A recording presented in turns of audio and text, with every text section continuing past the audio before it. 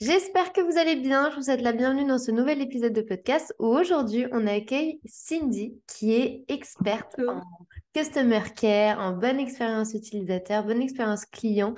Merci en tout cas déjà d'avoir accepté mon invitation et bienvenue sur ce podcast. Est-ce que tu vas bien? Je vais bien. Bonjour Camarine, bonjour à tous. Je suis vraiment très très heureuse d'être parmi vous. Donc je vais très très bien. Génial. Est-ce que tu peux expliquer un peu aux gens qui tu es, ton parcours, ce que tu fais, comment tu es tombée là-dedans, pour que les gens puissent te connaître un petit peu plus? Donc du coup, moi donc j'ai 38 ans. Je suis maman célibataire de trois garçons. Mon parcours, j'ai d'abord fait 13 ans d'hôtellerie-restauration en service. Et déjà à l'époque, j'étais toujours à fond pour m'occuper des clients, ça me rappeler d'une fois à l'autre leurs petites habitudes, tout ça. Après, j'ai fait du secrétariat, le secrétaire comptable exactement. Et est arrivé le Covid, donc à la maison avec les enfants, tout ça. Et du coup, j'ai commencé à m'intéresser à l'entrepreneuriat. Et par la suite, bon, j'ai eu des petits soucis perso et tout. Et en fin de compte, je me cherchais beaucoup au niveau de l'entrepreneuriat, mais je savais que je voulais être dans l'entrepreneuriat. Je voulais plus être salariée parce que, voilà, j'avais cette envie-là, en fait, de travailler pour moi, de m'accomplir, de m'affirmer aussi, je pense. Et du coup, j'ai une amie qui a vu l'annonce de Dorian Baker, la reine du Customer Care, enfin, pour moi, On est d'accord. qui m'a dit, On a la même opinion, ne t'inquiète pas. ah, voilà. Et du coup, elle m'a dit, mais regarde, ça c'est pour toi. Et effectivement, je suis allée voir. Et effectivement, j'ai commencé à échanger avec Dorian. Et en fin de compte, donc j'étais dans la version bêta de son campus Customer Care. Et ça a clairement été une évidence. C'est en fait compte, je me suis rendu compte effectivement ben, que je faisais de l'expérience client avant de connaître le customer care, avant de connaître qu'il y avait un métier spécialisé dans la relation client. Et du coup, je suis tombée dedans, j'ai béni dedans et maintenant, ça fait depuis août 2021 que j'ai démarré mon activité et là, en un an et demi, j'ai des clients et je m'éclate au quotidien en fait. Je m'éclate avec la relation client. C'est génial. Et est-ce que, on parle souvent de la relation client après l'achat. Néanmoins, est-ce qu'il y a une relation client avant achat pour donner un peu envie d'acheter et surtout pour soigner le client qui est, à mon sens, bien au-delà d'un client? Quels sont, selon toi, les points importants déjà avant l'achat s'il y a une expérience client avant l'achat?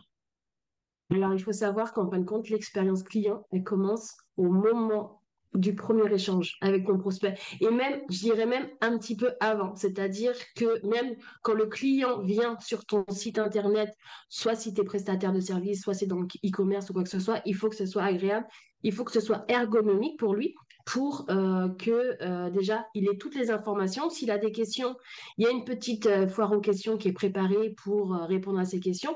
Il faut que tu ailles vers lui dès la première fois. Alors, je dis par exemple par rapport à un compte Instagram, dès qu'il s'abonne à toi, tu peux aller lui faire un petit coucou, un petit message de bienvenue, soit écrit, soit vocal, comme tu le veux, comme selon toi comment tu te sens à l'aise. Et du coup, tu peux échanger avec eux pour déjà ben, le souhaiter la bienvenue. Et là, déjà, je peux vraiment te dire que ça peut avoir vraiment un point positif dans le sens où il se dit, ben voilà, il répond ou quoi que ce soit.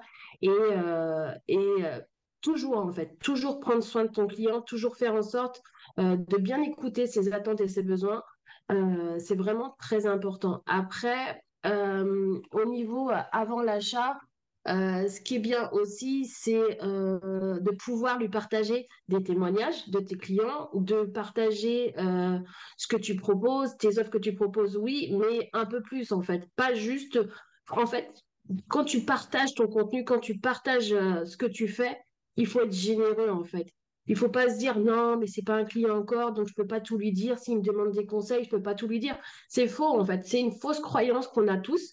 En fait, plus tu donnes, plus la personne déjà sent que sans que tu es à l'aise, sans que tu es professionnel et sans que ben, toi, on peut te demander et tu réponds avec authenticité. Et après, même si cette personne-là n'achète pas ton service, elle va te recommander. Et la force de la recommandation, c'est quelque chose comment dire, qu'on néglige.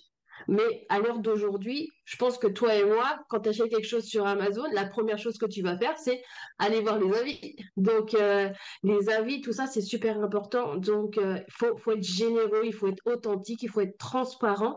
Et plus tu vas être authentique, plus tu vas être transparent, tu vas créer une petite communauté autour de toi. Alors là, je parle vraiment sur les réseaux sociaux, je parle pas après au niveau du one-to-one. Et du coup, eh ben, tu vas te faire connaître et on va parler de toi.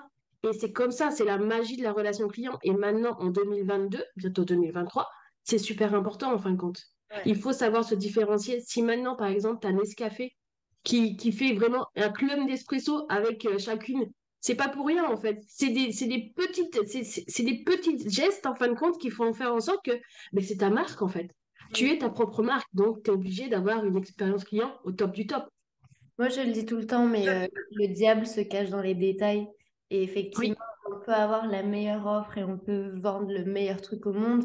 Si on ne travaille pas dans le détail avec le client, ça risque de... C'est pas que ça risque de ne pas marcher, mais ça perd beaucoup en valeur parce qu'en fait, oui, ils peuvent, dans tous les cas, acheter, mais ils achèteront probablement qu'une seule fois. Et on le sait oui, aujourd'hui, acquérir un nouveau client, ça coûte plus cher que de fidéliser ceux qu'on a déjà. Donc, c'est vrai exactement. dans le détail, c'est bien d'aller pas de non plus de cirer les pompes parce que ça sert à rien si c'est pas votre personnalité, ne Non. le faites pas non plus. Mais l'idée, c'est vraiment de prendre soin de ceux qui prennent le temps de Oui, même le contenu oui, gratuit. Euh, oui. mais sinon, du coup, on fait tout ça bien. On crée du coup une petite communauté. Les gens commencent du coup à acheter chez nous s'ils n'ont pas déjà acheté. Après l'achat, toi, quelles sont les erreurs que tu vas voir régulièrement dans l'expérience client? Quels sont les points où tu dis, aujourd'hui, on voit encore trop ça. Mm. Alors déjà, si tu as réussi à acheter, félicitations. C'est bien. Ça veut dire que ça marche bien. Donc là, félicitations. L'erreur, bah alors, l'erreur que je vois le plus et qui me fait trop de peine, en fait, c'est qu'une fois que la personne a acheté chez toi, que ce soit une formation ou quoi que ce soit, c'est de l'accompagnement. Ça veut dire que des fois, et encore, j'ai encore vu la semaine dernière, c'est ils achètent la formation, mais derrière, il n'y a pas de suivi. Il n'y a pas de suivi, il n'y a pas de. Alors, si, tu peux renvoyer deux, trois. Enfin, ils peuvent te poser des questions par mail, et encore, il y a certains où tu reçois un message automatisé, pas personnalisé ou quoi que ce soit. Mais l'accompagnement, c'est vraiment quelque chose d'important. C'est quand la personne achète ton produit, elle n'achète pas juste un produit, elle veut se former dans quelque chose, elle veut travailler avec toi avec tes services, tout ça. Et il faut pas s'arrêter juste aussi, ça c'est la deuxième erreur que je vois souvent, une fois que la prestation elle est terminée, il faut pas dire bon ben ciao bye bye, tu fais ta vie de ton côté. Non, il faut prendre de ses nouvelles de temps à autre parce que ce client-là, il peut t'en ramener. Moi, à l'époque, il y a mon prof d'hôtellerie et ça m'a toujours marqué qui m'a dit quand vous donnez, quand il y a quand vous faites un bon service, la personne va parler à 100 personnes. En moyenne, on dit elle parle à 100 personnes. Mais quand ça se passe mal, elle parle aussi à 100 personnes. Et on ne se rend même pas compte maintenant avec les réseaux sociaux comment ça peut aller très très vite. Ça peut aller très très vite. Donc, moi, je dirais que vraiment faire un petit suivi de temps à autre, un questionnaire de satisfaction. Un petit questionnaire de satisfaction, de savoir, voilà, qu'est-ce que tu as apprécié, qu'est-ce que tu aimerais qu'on mette en place pour les attentes et les besoins. C'est super important aussi, le questionnaire de satisfaction. Et après, j'ai envie de dire, dans le customer care, ce qui est magique, c'est qu'il n'y a que votre imagination qui vous, euh, qui vous limite. Donc, si vous voulez mettre des petites choses en place, c'est pas obligé d'acheter je ne sais quoi, hein, mais mettre des petites choses en place pour fidéliser ton client, mais c'est juste magnifique en fait. Ouais. En fait, c'est vraiment de se mettre à la place de l'autre et de se dire l'autre, ce n'est pas qu'un portefeuille, c'est une personne. Oui, Et oui, j'aime que tu aies évoqué le fait qu'avec les réseaux sociaux, il y a aussi beaucoup de bad buzz. Euh, ouais. d'un seul faux pas, il suffit d'une seule Mm. décision qui ne sera pas adaptée, mais ça peut faire Mm. un effet boule de neige et ruiner un Oui, business. Et je dis oui, ruiner, mais c'est pas un mot trop fort, c'est que c'est vraiment lié. non, Parce c'est que, vraiment le cas. parce que tout reste en fait sur Internet. Donc effectivement, après, Oui. vous pourrez faire tous les efforts du monde pour améliorer Mm. votre marque. Si vous Mm. avez déjà eu un ou deux bad buzz, bah, les bad buzz Mm. vont rester. Et automatiquement, en fait, déjà qu'on a du mal, je dirais, à créer un lien au niveau digital avec les gens pour gagner leur Mm. confiance. Donc si en plus, avec l'historique de la marque, ils se rendent compte qu'il y a eu un bad buzz, bah alors là, Mm. les carottes Ah sont... ben, ah ben, les carottes sont cuites, enfin, et ça va tellement vite, comme tu dis, ça va tellement vite, et même des fois, et c'est ça qui est triste, c'est des fois, en fin de compte, des gens malveillantes veulent tellement te nuire que ça peut aller très très vite et ça peut mettre des gens vraiment dans des situations très compliquées. Donc vraiment faire attention. Aussi, chose très importante que j'ai pas dit, quand sur les réseaux sociaux, quand tu as une personne, un haters, enfin pas un hater, parce que là les haters c'est vraiment pour te faire du mal, mais quand tu as un troll qui vient te mettre un message sous un post par exemple, alors déjà de un, la règle numéro un, ne jamais répondre à chaud. Ça, c'est ne jamais répondre à chaud. Attendre que la pression soit redescendue. Et ce qui est très important, c'est de rester professionnel. C'est-à-dire de... Parce que des fois, souvent, les trolls, ça peut arriver que ce soit des trolls qui n'ont pas compris quelque chose et tout. Donc, moi, ce que j'invite à faire, c'est de dire, ben voilà, j'entends ton point de vue. Ce que je te propose, c'est qu'on aille parler en privé, toi et moi, pour voir, pour en discuter et pour écouter tes attentes et tes besoins et enfin, trouver une formule en fait. Mais vraiment, ne jamais répondre à un troll ou un haters parce que on est tous pareils, on aime le popcorn, donc on est en dessous et on lit. On va pas se cacher. On fait des petites commères, il faut pas se cacher. C'est faux. Ceux qui disent que c'est pas des petites commères, c'est faux. Mais c'est important d'essayer d'échanger. Je parle bien des trolls. Je parle pas des haters pour les insultes, tout ça, pour les insultes. S'il y a besoin de porter plainte ou quoi que ce soit, je vous invite vraiment à le faire. S'il y a diffamation, s'il y a homophobie, tout ça, il faut vraiment prendre les dispositions, mais quand c'est un troll qui, on comprend bien qu'il n'a pas compris, ou voilà, il faut vraiment aller parler en privé et essayer d'échanger parce que un client insatisfait, ça peut devenir un client satisfait si vous prenez le temps de discuter avec lui, si vous prenez le temps de voir qu'est-ce qui n'a pas fonctionné, ça peut devenir un client satisfait. Et les challenges dans le customer care, on adore ça. Ouais, On adore ça. alors, je rebondis sur deux choses que tu dis. Euh, déjà, le fait de ne pas répondre et après d'envoyer un message en privé, ou Mm. même, tu vois, de mettre en place un questionnaire de satisfaction, ça permet Mm. de davantage connaître son client. Oui, Et du oui. coup, en fait, même au-delà de l'offre que lui va acheter, ça va permettre Mm.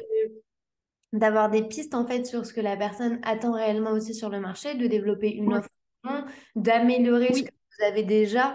Donc ça, déjà, pour oui, moi, c'est la meilleure recommandation. D'ailleurs, si je oui. peux compléter, quand une personne se désabonne de votre newsletter, n'hésitez pas à lui demander pourquoi elle part. Comme ça va vous Oui, permettre en fait d'ajuster parce que ça se trouve, c'est peut-être parce que vous l'envoyez trop de fois ou la personne va oui, peut-être répondre, je n'ai jamais souhaité recevoir cette newsletter et là, vous allez vous rendre compte que la personne, elle s'est inscrite en 2019 et qu'elle ne se souvient pas du tout de vous. Donc peut-être qu'il y a eu c'est un ça. problème au niveau de l'onboarding avec du coup une séquence de bienvenue, etc. Donc vraiment, Oui, n'hésitez pas à aller rechercher un peu l'avis des gens pour leur demander oui, aussi. La critique, parfois, je sais que ça fait un peu peur parce que ben, on a tous un peu un oui, ego et on n'aime pas trop savoir comment ça va pas et qu'on n'a pas forcément fait les choses parfaitement. Néanmoins, en fait, là, si c'est pas juste des haters, ben, il faut prendre en fait euh, ça de côté, enfin, d'une manière assez bienveillante pour pouvoir vraiment évoluer parce que si vous restez dans votre écosystème tout seul, vous risquez ou de ne jamais faire de vente parce qu'il y a des cas où qui n'arrivent pas à vendre, soit à vendre mais à ne jamais fidéliser. Donc ça, c'est le oui, premier c'est point ça. que je souhaitais dire. Ouais. Et la deuxième chose, c'est effectivement, tu as parlé par rapport aux haters de porter plainte, que ce soit en termes de Oui, diffamation, en termes d'homophobie, mm, etc. On a tendance à réduire vachement la place des réseaux sociaux et l'impact qu'ils peuvent avoir. oui, Si je souhaite vraiment rebondir là-dessus et faire un gros point, il y a mm, zéro tolérance. Il ne doit y avoir oui, zéro tolérance. S'il y a une haine qui est même, j'allais dire injustifiée, mais qu'elle soit justifiée ou injustifiée, dans tous les cas, la haine n'a pas lieu d'être. Donc, dans tous les cas, Exact. si vous constatez qu'il y a une personne qui pousse le bouchon trop loin, ou s'il y a une personne qui attaque votre entreprise, qui est quand même votre gagne-pain, sachez que ça peut vraiment porter préjudice à votre entreprise. Donc, n'ayez pas peur, juste de prendre vos précautions et d'aller porter plainte, même si c'est contre X, même si on dit Ouais. toujours, ah oui, mais on retrouvera jamais la personne. C'est pas grave, parce que si demain Mm. vous avez un scandale de fou malade, bah, au moins vous avez de quoi vous défendre. Donc vraiment, Mm. je trouve que c'est un point qu'on n'avait jamais abordé toutes les deux, mais qui était hyper important. Et je te remercie en tout cas de l'avoir abordé parce Ah, que mais, aujourd'hui, tout le monde est touché par ça sur les réseaux sociaux ouais, et vraiment avoir une politique de no-tolérance. ouais. Et ce que j'ai envie de rajouter, là, une petite chose que j'ai envie de rajouter, ne sous-estimez jamais votre... alors, quand vous êtes victime, ne sous-estimez jamais ça, en fait. Vous êtes victime. Si on vous a... alors, surtout en plus des fois où on reçoit de la haine et qu'on n'a rien demandé, qu'on veut vous nuire ou quoi que ce soit, on a tendance à rester dans son coin et à s'enfermer. Et c'est vraiment important de ne pas sous-estimer ça parce qu'on ne se rend pas compte de la violence psychologique que ça peut faire derrière. C'est vrai. Donc, vraiment, alors, du coup, on part un petit peu de la relation client, mais c'est vraiment important, c'est vraiment un message très important. Ben, on s'éloigne un peu de la relation client, mais pour moi, elle a quand même tout son sens. Ouais, Euh, ouais, Tout simplement parce qu'en fait, déjà, je pars du principe que si des clients à nous ouais, voient des clients mécontents ou des clients qui vont nous attaquer sur les réseaux sociaux, déjà, ça ouais, va un peu changer leur perception. Et moi, je l'ai déjà vu. Il y a quelques années, je faisais de la modération sur les réseaux sociaux quand j'ai commencé en France. Et c'est vrai que plusieurs fois, j'étais confrontée à des marques qui avaient énormément de commentaires négatifs. Et parfois, il y avait une ou deux personnes qui venaient, qui disaient, je suis désolée, je ne me sens pas du tout concernée par ce que vous vivez, mais visiblement, j'ai eu de la chance. Et du coup, en fait, ouais, ça développe un peu un sentiment un peu d'insécurité de se dire, oui, la prochaine fois, je vais me méfier parce que ça peut m'arriver aussi. Donc, effectivement, oui, ça n'a pas trop rapport avec l'expérience utilisateur et l'expérience oui, client. Néanmoins, je pense que indirectement, ça a réellement un impact sur la perception de oui, notre business. Donc, c'est aussi oui, important, je pense, de le oui. souligner. Et surtout quand on démarre, j'ai envie de dire, parce que mine de rien, on est la marque, on est l'image de notre business. Donc, quand on nous attaque personnellement, il faut vraiment prendre les choses en main, surtout si vous n'avez rien à vous reprocher parce que des fois, ça peut arriver aussi, malheureusement, qu'il y a des entrepreneurs qui soient un petit peu des arnaqueurs. Mais en général, alors, dans le customer care, c'est ça. On est beaucoup dans le monde. Enfin, personnellement, je suis beaucoup dans le monde des bisounours. Donc, j'ai envie de dire que tout le monde, il est beau, tout le monde, il est gentil. Donc, parce que je crois en l'humain, je crois en l'humanité. Je me dis qu'il y a toujours un petit côté de bon pour tout le monde. Mais si tu fais les choses bien, surtout, alors c'est très difficile, mais essaye de se séparer. Mm. De séparer que le point de vue de la personne, c'est pas ce que toi tu es en fin de compte. Ne te laisse pas définir qui tu es. Parce que c'est tellement simple, c'est tellement facile. Ouais, t'as tellement raison. C'est tellement, en fait, c'est hyper important ce que tu viens de dire et je te remercie de l'avoir dit. Ouais. Parce que c'est, en fait, on a tendance à se définir un peu à notre nombre d'abonnés, aux gens, à ce que les Oui, gens ah pensent oui. de nous. Et en fait, effectivement, si nous, on fait les choses bien et qu'on est en train de se lancer ou qu'on s'est lancé il y a peu de temps, c'est vrai que déjà, bah, Mhm. on parle souvent, mais la comparaison, ne le faites pas. Et je sais qu'on a beau Oui. dire ne le faites pas, machin, mais vous savez pourquoi je vous dis de ne pas le faire, parce que j'en ai déjà parlé mille. Mhm. Néanmoins, ne vous conditionnez pas également à ce que vont dire les gens, parce que ça peut Mhm. réellement vous faire rentrer dans un cercle Oui, vicieux. Alors déjà que nous-mêmes, oui. on se met tout seul face au syndrome de l'imposteur, alors si en Mhm. plus on a rajouté une couche, Ah ouais, ouais, c'est bon.